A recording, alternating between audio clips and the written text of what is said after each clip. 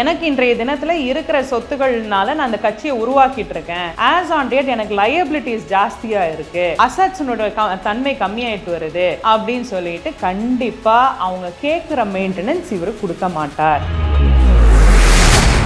Summer holidays வந்தாச்சு, நம்ம GT ஹாலிடேஸும் வந்தாச்சு. GT holidays, south India's number 1 travel brand.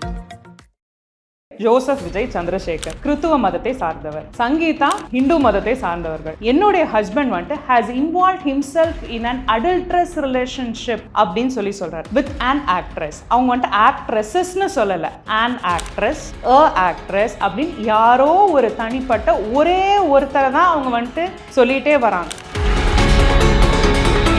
யார் அந்த ஆக்ட்ரஸ் அப்படிங்கிறது தான் நமக்கு எல்லாத்துக்கும் அரசல் புரசலாக தான் தெரியும். யாரும் வந்துட்டு கான்க்ரீட்டாக இவங்க தான் அப்படிங்கிற நம்ம கன்க்ளூட் பண்ணல, நம்ம பார்க்கவும் இல்லை, எதுவும் தெரியாது. அடல்ட்ரி ரிலேஷன்ஷிப்பில் இருக்கிறனால நான் போய் ஜெயிலுக்கு போவேனான்னு கேட்டால் கிடையாது. Adultery it is only a ground for divorce.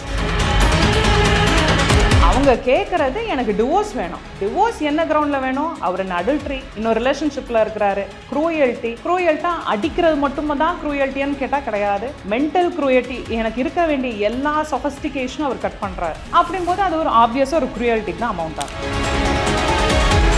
அவரும் எனக்கு வந்துட்டு ஒரு சத்தியம் பண்ணி கொடுக்குறாரு, நான் இனிமேல் அந்த மாதிரி ஒரு ரிலேஷன்ஷிப்ல போக மாட்டேன், மறுபடியும் கண்டினியூ பண்ண மாட்டேன். இத்தனை இதுக்கு அப்புறமாவும் அவர் அந்த ரிலேஷன்ஷிப் தொடர்றது தான் இந்த வழக்கை நான் வந்துட்டு தாக்கல் செய்யறதுக்கு காரணம்.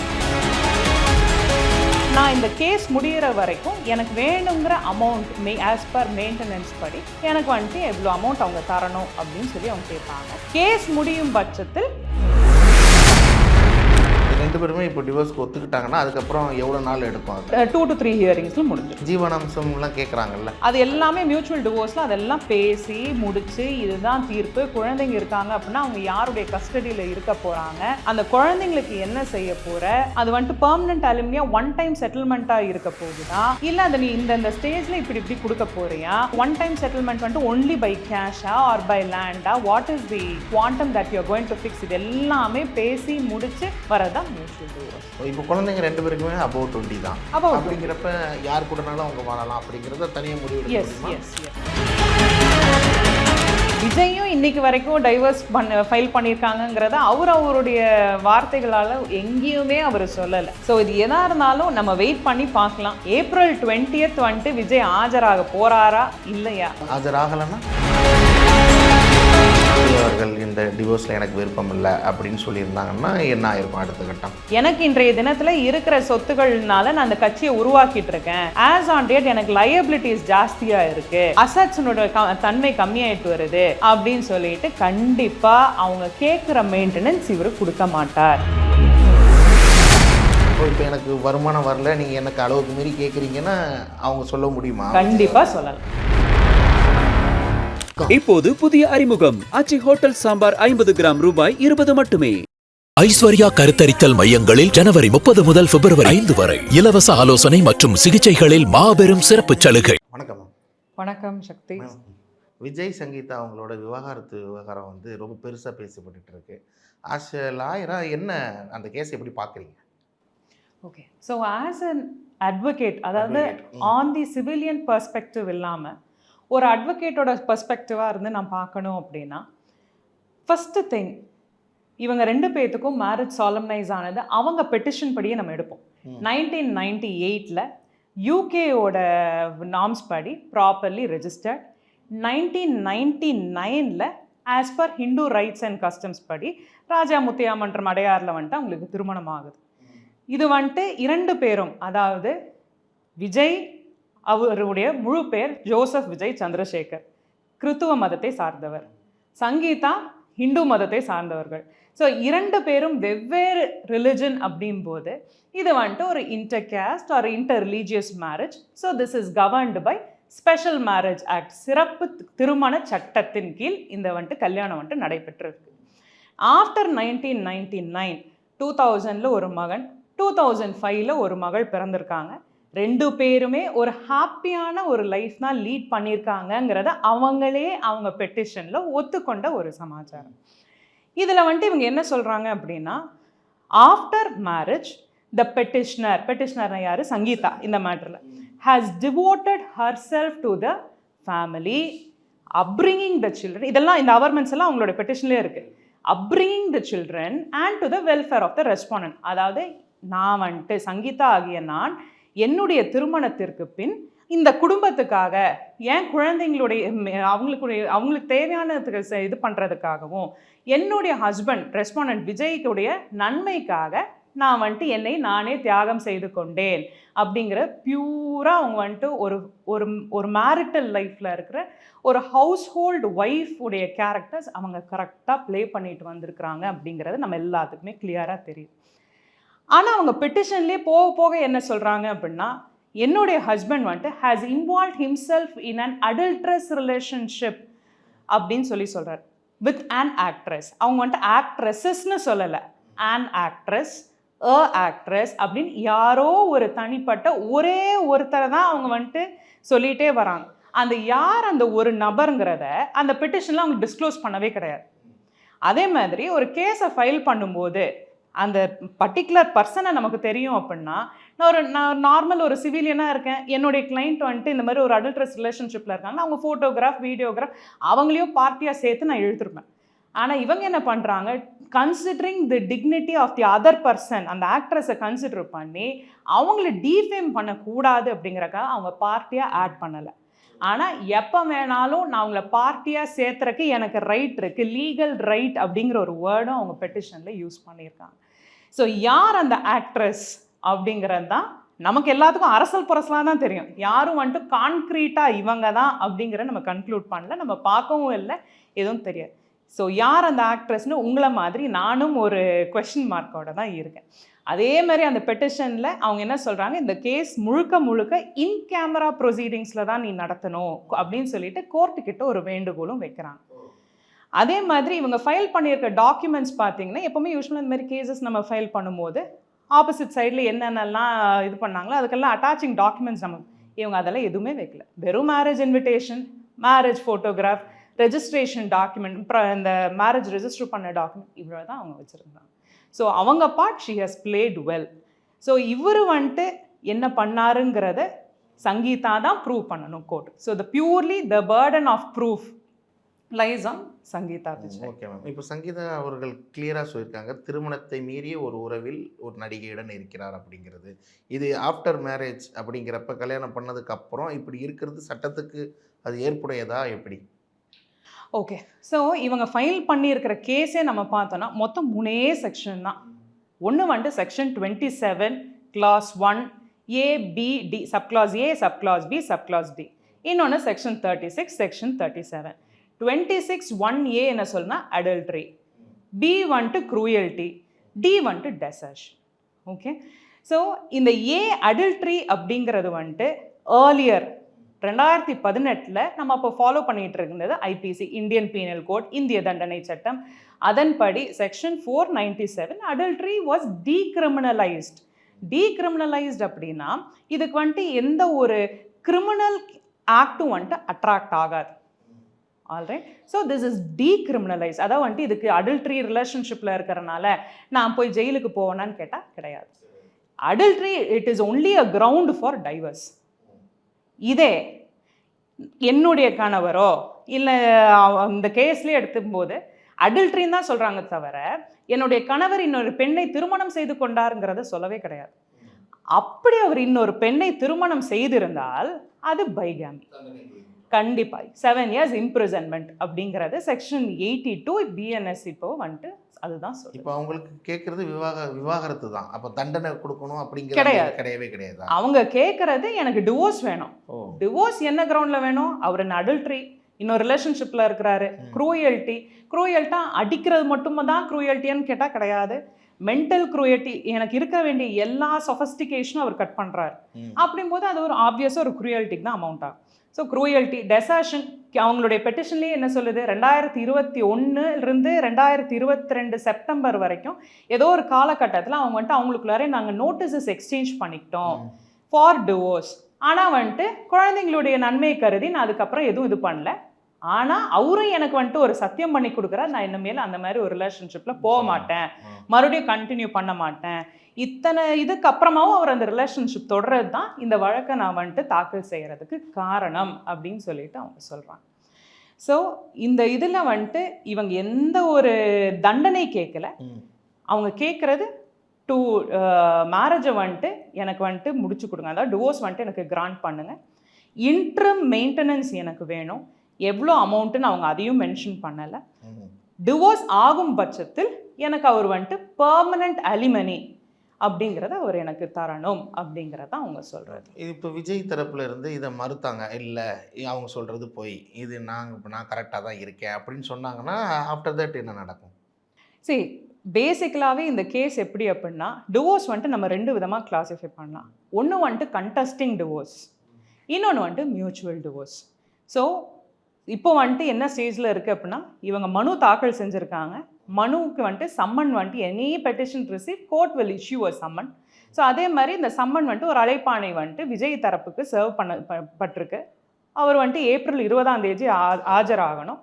அவர் ஆஜராகி தன்னுடைய தரப்புல எந்த தப்பும் கிடையாதுங்கிறது தான் அவர் பெட்டிஷனும் ஃபைல் பண்ண போறாரு. அதில் வேறு மாற்று கருத்தே கிடையாது. என் பேர்ல எந்த தப்பும் கிடையாது அப்படிங்கிறதா ஒரு சைடில் ஒரு பெட்டிஷனாக இருக்கும். விவாகரத்து ஓகே, நான் டிவோர்ஸ் கொடுத்துட்றேன்னு சொன்னாலும் எப்படி ஃபைல் பண்ணுவாங்க? அதுவும் அப்படிதான் ஃபைல் பண்ணுவாங்க. விவாகரத்து வந்துட்டு அவர் கொடுத்துட்றேன்ட்டார்னா இந்த பெட்டிஷன் கண்டஸ்டிங் டிவோர்ஸை அவங்க வித்ட்ரா பண்ணிட்டு மியூச்சுவல் டிவோர்ஸ்க்கு ஃபைல் பண்ண போறாங்க. அதுலேயும் சித்திரவதைகள் மென்டலியா என்ன டிஸ்டர்ப் பண்ணியிருக்கிறாங்க. It is only a ground for divorce. அவங்க வந்துட்டு சங்கீதாவோட பெட்டிஷன் நம்ம கிளியராக புரிஞ்சுக்கணும். அவங்க வந்துட்டு இவருக்கு வந்துட்டு இவ்வளோ காலக்கெடு வந்துட்டு தண்டனை கொடுங்கிறத அவங்க கேட்கவே கிடையாது. எனக்கு வந்துட்டு இந்த விவாகரத்து வேணும், இவ்வளோதான் அவங்க கேட்குறாரு. இதுக்கு வந்துட்டு இன்ட்ரிமா நான் இந்த வீட்டில் இருந்துட்டு வரேன், நான் இந்த கேஸ் முடிகிற வரைக்கும் எனக்கு வேணுங்கிற அமௌண்ட் ஆஸ் பர் மெயின்டெனன்ஸ் படி எனக்கு வந்துட்டு எவ்வளோ அமௌண்ட் அவங்க தரணும் அப்படின்னு சொல்லி அவங்க கேட்பாங்க. கேஸ் முடியும் பட்சத்தில் பெர்மனன்ட் அலிமனி, இவ்வளோதான். இப்போ சங்கீதா அவர்கள் எனக்கு டிவோர்ஸ் மட்டும் கிடைச்சா போதும் அப்படின்றாங்க. இன்கேஸ் பொதுநல வழக்கறிஞர்கள் யாராவது அவங்களே ஆஜர் பண்ணி இப்படி உங்களை டிஸ்டர்ப் பண்ணியிருக்காங்க, அந்த மாதிரி ஒரு கேசஸ்லாம் போட முடியும். அப்படி பார்த்துருந்தா சரியான ஒரு வழிமுறை பார்த்துருந்தா சங்கீதா வந்துட்டு அவங்களோட அவர்மெண்ட்ஸை படித்து அது விஜய் மேலே டொமஸ்டிக் வயலன்ஸ் கேஸே போட்டிருக்கலாம். ஆனால் அவங்க அது பண்ணலையே. அவங்க போட்டிருக்க சிம்பிள் ஒரே ஒரு கண்டஸ்டிங் டிவோர்ஸ். ஸோ அவங்க வந்துட்டு கிரிமினல் ஆக்டாக கொண்டு போகிறதுக்கு விருப்பப்படலையோ என்னவோ, அது அவங்களுடைய பர்சனல் ஒப்பீனியன். இப்போ 20ஆம் ஆஜராகிறது, சங்கீதா அவர்களும் ஆஜராகணும், விஜயும் ஆஜராகணும், கண்டிப்பாக 2 பேருமே. ஆமாங்க. அந்த டைமில் என்ன நடக்கும் மேம் இப்போ இன்கேஸ் கோர்ட்டில்? ஃபஸ்ட் ஹியரிங்கில் வந்துட்டு இவர் வந்துட்டு பார்ட்டி இன் பர்சனாக அப்பியர் ஆக போகிறாரா, இல்லை இவர் ஒரு அட்வொகேட் யாரையாவது அப்பாயிண்ட் பண்ண போகிறாரா அப்படிங்கிறது அது அவருடைய ஒப்பீனியனில் தான் இருக்குது. 20ஆம் தேதிக்கு நம்ம வெயிட் பண்ணி பார்க்கணும். இவங்க தாக்கல் பண்ணியிருக்கிற மனுவுக்கு ஒரு எதிர் மனு அவங்க வந்துட்டு ஃபைல் பண்ணுற மாதிரி இருக்கும். 2 பேருமே இப்போ டிவோர்ஸ்க்கு ஒத்துக்கிட்டாங்கன்னா அதுக்கப்புறம் எவ்வளோ நாள் எடுக்கும்? அது 2 பேருமே ஒத்துக்கிட்டாங்க அப்படின்னா மியூச்சுவல் டிவோர்ஸ் ஆகிடும். இந்த பெட்டிஷன் வித்ட்ரா பண்ணுவாங்க, மியூச்சுவல் டிவோர்ஸ்க்கு ஒரு பெட்டிஷன் ஃபைல் பண்ணுவாங்க. ஹார்ட்லி ஒரு 2 to 3 ஹியரிங்ஸில் முடிஞ்சிடும். இப்போ ஜீவனாம்சம்லாம் கேட்குறாங்கல்ல, அது எல்லாமே மியூச்சுவல் டிவோர்ஸில் அதெல்லாம் பேசி முடிச்சு இதுதான் தீர்ப்பு. குழந்தைங்க இருக்காங்க அப்படின்னா அவங்க யாருடைய கஸ்டடியில் இருக்க போகிறாங்க, அந்த குழந்தைங்களுக்கு என்ன செய்ய போகிற, அது வந்துட்டு பெர்மனன்ட் அலுமினியா ஒன் டைம் செட்டில்மெண்ட்டாக இருக்க போகுதா, இல்லை அதை நீ இந்த ஸ்டேஜில் இப்படி கொடுக்க போறியா, அது வந்துட்டு அந்த ஒன் டைம் செட்டில்மெண்ட் வந்துட்டு ஒன்லி பை கேஷா ஆர் பை லேண்டா, what is the quantum that you are going to fix, இது எல்லாமே பேசி முடிச்சு வரதான் மியூச்சுவல் டிவோர்ஸ். இப்போ குழந்தைங்க 2 பேருக்குமே above 20 தான். அப்படிங்கிறப்ப யார் கூடனாலும் அவங்க வாழலாம் அப்படிங்கிறத தனியாக முடிவெடுக்க முடியுமா? அப்படி it is up to them to choose. இப்போ அடுத்தடுத்து இப்போ போகிறதா இருந்துச்சு அப்படின்னா இந்த மாதிரி சில நடிகைகள் அப்படிங்கிறவங்களுக்கு இந்த மாதிரி பிரச்சனைகள் அது என்ன காரணமாக இருக்கும்? அவங்க நடிகைகளாக இருக்கிறனால உங்களுக்கு பிரபலமாக தெரியுது. ஆனால் ஏர்லியராக நீங்கள் எங்களையவே எடுத்துக்கிட்டீங்க அப்படின்னா ஃபஸ்ட்டு வந்துட்டு இப்போ எனக்கு வந்துட்டு நேட்டிவ் வேற ஒரு ஊர், சென்னை கிடையாது. ஃபஸ்ட்டு ஒரே ஒரு ஃபேமிலி கோர்ட் தான் இருந்தது. இப்போ நான் ஒரு 10 நாளுக்கு முன்னாடி அதே ஊரில் இருக்கிற அந்த கோர்ட்டுக்கு போயிருந்தேன். இப்போ வந்துட்டு 3 ஃபேமிலி கோர்ட் இருக்கு. அதே மாதிரி இன்னொரு கோர்ட்டுக்கு போயிருக்கோம். அங்கே பார்த்தோன்னா ஃபஸ்ட்டு வந்துட்டு இனிஷியலாக இந்த ஓபி எல்லாம் கூப்பிட்றாங்க. ஓபின்னா இந்த ஒரிஜினல் பெட்டிஷன், இந்த டிவோர்ஸ் கேசஸ் எல்லாம் கால் பண்ணுறாங்க. சிவில் சூட்ஸை காட்டிலும் கிரிமினல் கேசஸ் காட்டிலும் marriage divorce number of cases தான் ஜாஸ்தியாக இருக்குது. இது வந்துட்டு இவங்க பிரபலங்களாக இருக்கிறதுனால நமக்கு வெளிப்படையாக தெரிய வருது. ஆனால் இதுக்கு அப்பாற்பட்டு நிறைய பேர் இந்த டிவோர்ஸ் பெட்டிஷன்ஸ் ஃபைல் பண்ணிட்டு தான் இருக்காங்க. இப்போ இந்த டிவோர்ஸ் பின்னாடி நிறைய பேசுகிறாங்க, ஒரு பின்னால் ஒரு பெரிய அரசியல் இருக்குது அப்படின்ட்டு. இது வரைக்கும் விஜய் ரசிகர்கள் தொண்டர்கள் எல்லாமே அண்ணின்னு சொல்லிட்டு இருந்தவங்க நேற்று வரைக்கும் இன்னைக்கு இப்படி எல்லாமே திட்ட ஆரம்பிச்சிட்டாங்க, வாசைப்படுற. இதை எப்படி மேம் பார்க்குறீங்க ஒரு உமனா? ஓகே, ஸோ விஜய் அரசியல் வந்திருக்கிறாரு, வரவேற்கத்தக்கது தான். நிறைய பேர் என்ன சொன்னாங்க, டிவி கேக் வந்துட்டு அவங்களுக்கு பிடிச்ச மாதிரி அதுக்கு ஒரு எக்ஸ்பான்ஷன் வச்சாங்க. ஆனால் இன்றைய தினத்தில் அவர் ஒரு கட்சியின் தலைவர். ஆனால் அவருடைய தொண்டர்கள்லாம் யாருன்னு பார்த்தோம் அப்படின்னா அவருடைய ரசிகர்கள். அவங்களுக்கு இதுக்கு முன்னாடி ஏதாவது பொலிட்டிக்ஸில் ஏதாவது அனுபவம் இருக்கான்னு கேட்டால் கிடையாது. இவருடைய சஸ்டெயினபிலிட்டி எப்படி இருக்க போகுது பாலிடிக்ஸுங்கிறதும் யாருக்குமே தெரியாது. ஏன்னா பிரபலங்கள் நிறைய பேரை வந்துட்டு கட்சிகள் ஆரம்பித்தாங்க, ஒருத்தர் 2 பேர் கிடையாது. நமக்கே இன்றைய தினம் வரைக்கும் குறைஞ்சது என்னுடைய ஜென்ரேஷன்லேயே நான் ஒரு 4-5 கட்சிகள் உருவாக்குனது நானே பார்த்தேன். அதனால் இவங்களுடைய சஸ்டெயினபிலிட்டி இதுதான். இதில் வந்துட்டு இவங்களுடைய டிவோர்ஸில் ஏதாவது பின்னணி இருக்கான்னு கேட்டால் இன்றைய தினத்தில் இருக்கிற ஆளுங்கட்சியா, எதிர்கட்சியா, இல்லை வேறேனும் 3வது கட்சியாங்கிறது தெரியாது. ஆனால் ஒரே ஒரு முக்கியமான ஒரு தலைவர், அரசியல் கட்சியின் தலைவர், இன்னார் வீட்டில் இருந்து நீ முதல்ல வெளியே வா, அதுக்கப்புறம் நீ கட்சிக்கு வரலான்னு சொன்னார். அதுக்கு அந்த அம்மா கண்டனமும் தெரிவித்தாங்க. இவர் வந்துட்டு மறுப்பும் கேட்டார், மன்னிப்பும் கேட்டார். இதில் எது உண்மை அப்படிங்கிறது, யார் அந்த ஆக்ட்ரஸ் அப்படிங்கிறதும் யாருக்கும் தெரியாது. இதில் ஏதாவது பொலிட்டிக்கல் பிஹைண்ட் ஏதாவது இருக்கா அப்படிங்கிறதும் unless and until petitioner Sangeetha Vijay வந்து டிஸ்க்ளோஸ் பண்ணால் மட்டும்தான் தெரியும். ஆனால் அப்படி இருக்கிறக்கும் வாய்ப்புகள் கிடையாது. ஏன்னா இது வந்துட்டு 1 வருட 2 வருட திருமண பந்தம் இல்லை. 1998 அவங்க 2 பேரும் ஹஸ்பண்ட் அண்ட் ஒய்ஃப். கிட்டத்தட்ட 32-33 வருஷம் ஆயிடுச்சு. இந்த இதில் வந்துட்டு ஒருத்தங்க சொல்கிறனால இவங்க வந்து டைவர்ஸ் ஃபைல் பண்ணுறாங்களான்னா கண்டிப்பாக கிடையாது. அப்படி இருக்கிறதுக்கு வாய்ப்புகள் ரொம்ப ரொம்ப கம்மி. ஓகே மேம், இப்போ அரசியல் விட்டுறலாம். அரசியலை விட்டுட்டு திரு விஜய் அவர்களாக இருக்கட்டும், திருமதி சங்கீதா அவர்களாக இருக்கட்டும், அவங்களுக்குள்ளே யார் மேலே தப்பாக இருக்கலாம், நீங்களே உங்கள் ஜட்ஜ்மெண்ட்டில் உங்கள் இதில்? நான் எனக்கு தெரிஞ்ச வரைக்கும் 1992 தான் வந்துட்டு முதல்ல விஜய் வந்துட்டு ஒரு லீட் கேரக்டர் ரோல் ப்ளே பண்ணார். அவர் 1992 இருந்து இன்னைக்கு இயர் வந்துட்டு கிட்டத்தட்ட 2026. இந்த இத்தனை வருஷத்தில் கிட்டத்தட்ட ஒரு 33-34 வருஷத்தில் அவர் என்ன ஆக்ட்ரஸ் கூட வந்துட்டு பாடாமல் இருந்திருப்பாரா, ஆடாமல் இருந்திருப்பாரா, ஹக் சீன்ஸ் இருக்காதா, ஒரு ஃபேமிலியாக அவங்க ப்ளே பண்ணியிருந்தது, ஐ மீன் அவருடைய ப்ரொஃபஷனுக்காக சினிமாக்காக அவர் இருந்திருப்பார். எல்லாமே இருக்கும்போது இந்த அம்மா ஒரே ஒரு லேடி மேலே மட்டும் அடல்ட்ரஸ் ரிலேஷன்ஷிப்பில் இருக்கிறாங்க அப்படிங்கிறத அவங்க கான்க்ரீட்டாக சொல்கிறத வச்சு பேர்டன் ஆஃப் ப்ரூஃப் கோர்ட்டுக்கு அவங்க வந்துட்டு ப்ரூவ் பண்ணுறக்கு ரெடியாக இருக்காங்க. ஏதோ ஒரு ப்ரூஃப் அவங்க கிட்ட இருக்குது. அது அவங்க எப்போ டிஸ்க்ளோஸ் பண்ண போகிறாங்க, இல்லை அது ரெஸ்பாண்டன்ட் 2வாக இவங்க ஆட் பண்ண போகிறாங்களா அப்படிங்கிறத நம்ம வெயிட் பண்ணி தான் நம்ம பார்க்கணும். ஓகே மேம், இப்போ 2021 அப்புறம் தான் அந்த பிரச்சனை ஸ்டார்ட் ஆகுது அப்படிங்கிற மாதிரி அவங்க தரப்புலேருந்து சொல்லியிருக்காங்க சங்கீதா மேம். என்னதான் இருந்தாலும் அவங்க பசங்கக்கிட்ட கூட ஒரு ஃபோனில் கூட பேசலை விஜய்.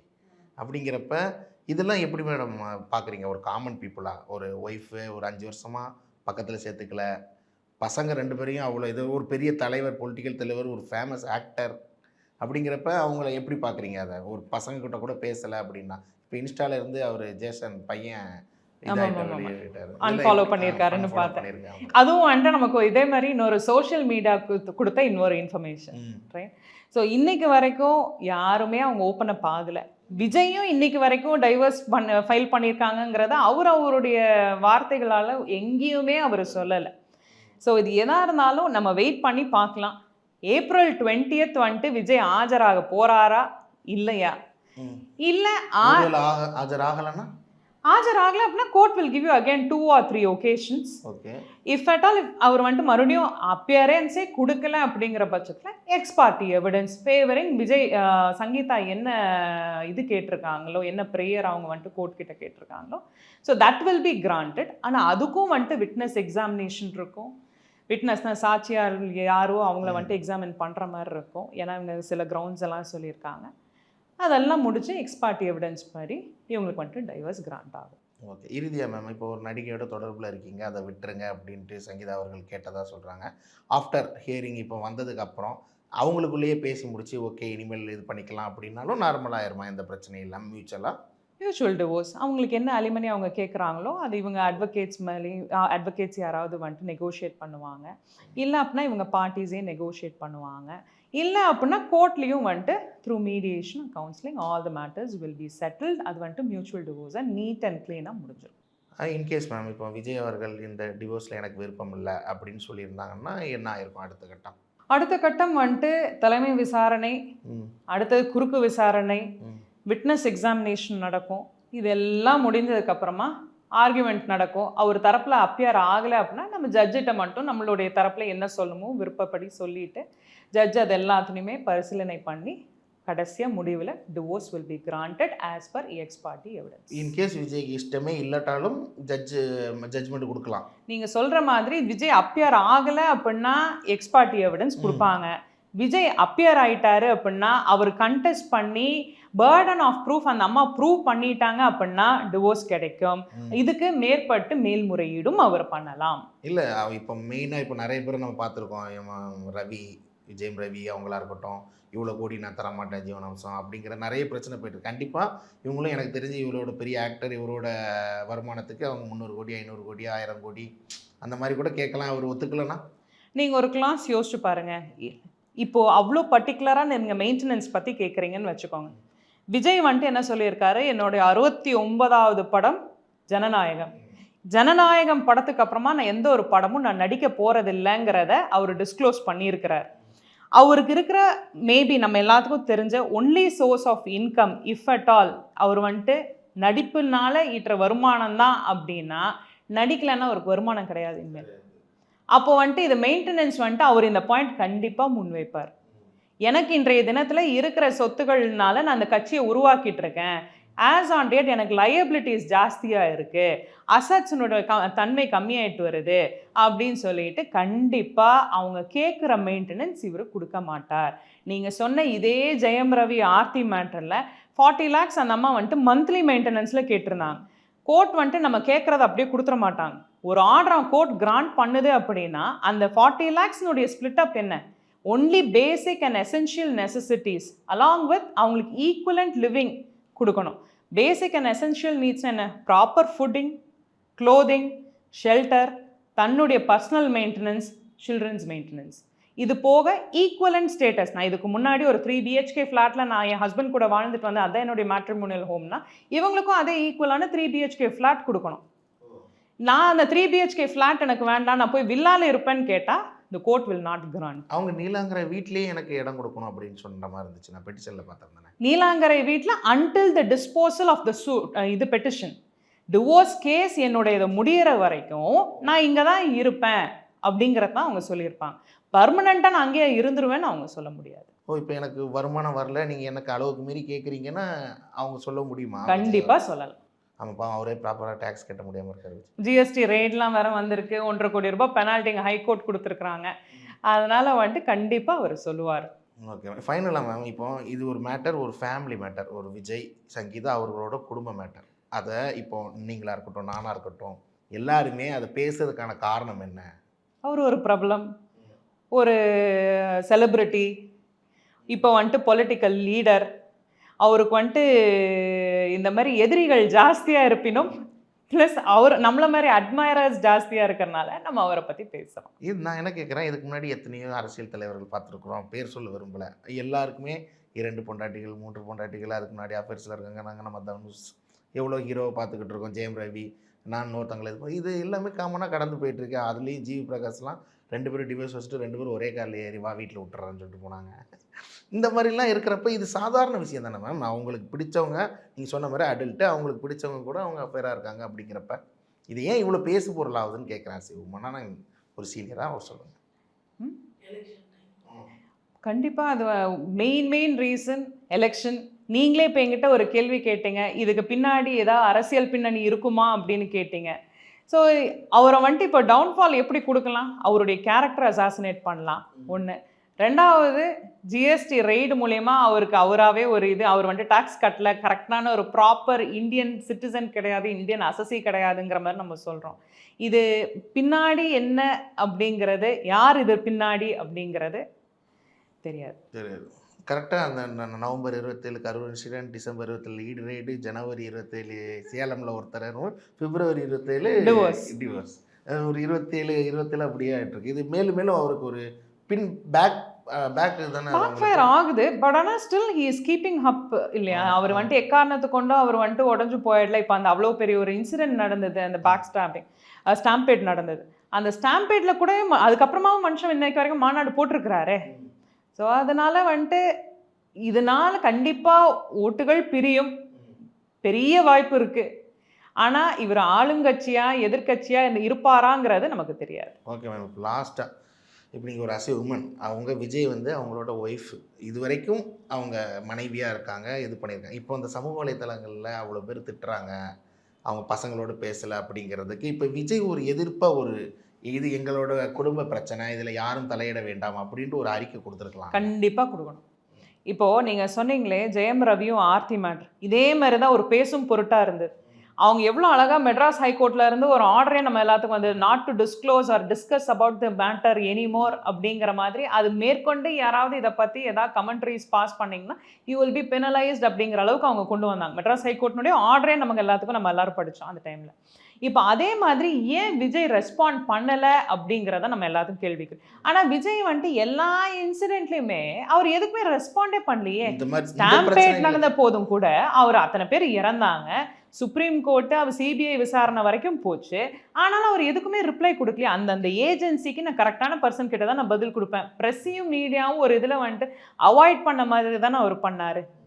ஸோ அது வந்துட்டு அவர் ஒரு பொலிட்டிக்கல் ரேஞ்சில் வந்துடும் மேம். இது வந்து கிட்டத்தட்ட நம்ம பசங்களெல்லாம் திட்டுறாங்க, பொண்ணுங்க திட்டுறாங்க, ஒய்ஃபை திட்டுறாங்க. அப்படிங்கிறப்ப நம்ம இப்போ சந்தேகப்படுற மாதிரி இருக்குல்ல, ஓ இதெல்லாம் உண்மைக்கு நடந்திருக்கும் அப்படிங்கிற மாதிரி. மேபி ஆஸ் அன் அட்வொகேட் நானே அதுதான் நினச்சேன். மேபி ஃபேவரிங் சங்கீதா தான் என்னுடைய ஒரு பர்ஸ்பெக்டிவே இருந்தது. ஏன்னா அவங்களுடைய ஸ்டேட்மெண்ட்ஸ் வந்துட்டு நிறைய அந்த பெட்டிஷனில் என்ன இருந்தது அப்படின்னா, I had devoted my self to the family அப்படிங்கிறதெல்லாம் வந்துட்டு ரொம்ப பெரிய வார்த்தைகள். அதுக்கு தமிழாக்கம் நம்ம கொடுத்தோன்னா நான் என்னையவே என் குடும்பத்துக்காக அர்ப்பணித்தேன் அப்படிங்கிறது அது ஒரு பெரிய விஷயம். ஸோ அந்த அவர்மெண்ட்ஸ் எல்லாம் அவங்க படித்தோம் அப்படின்னா, ரொம்ப கிளியராக படித்தோம் அப்படின்னா, அவங்க யூஸ் பண்ணியிருக்க வார்த்தைகள்லாம் பெருசு, பெரும்பாலும் அது உண்மையாக இருக்கிற மாதிரி தான் இருக்குது. Burden of proof lies on the petitioner Sangeetha கிட்ட. அவங்க என்ன ப்ரூஃப் சப்மிட் பண்ண போகிறாங்கங்கிறத நம்ம பார்ப்போம். விஜய் தரப்பில் இந்த நாள் வரைக்கும், இன்றைய நொடி வரைக்கும் எந்த ஒரு ரெஸ்பான்ஸும் கிடையாது, ரிப்ளையும் கிடையாது. பண்ணியிருக்கணும், கண்டிப்பாக அவர் பண்ணியிருந்துருக்கணும், பண்ணலை. அது ஏன் அப்படிங்கிறது நமக்கு தெரியல. நன்றி நன்றி, தேங்க்யூ. சம்மர் ஹாலிடேஸ் வந்தாச்சு, நம்ம ஜிடி ஹாலிடேஸும் வந்தாச்சு. GT holidays, south India's number 1 travel brand. இப்போது புதிய அறிமுகம் ஆச்சி ஹோட்டல் சாம்பார் 50 கிராம் ரூபாய் 20 மட்டுமே. ஐஸ்வர்யா கருத்தரித்தல் மையங்களில் ஜனவரி 30 முதல் பிப்ரவரி 5 வரை இலவச ஆலோசனை மற்றும் சிகிச்சைகளில் மாபெரும் சிறப்பு சலுகை.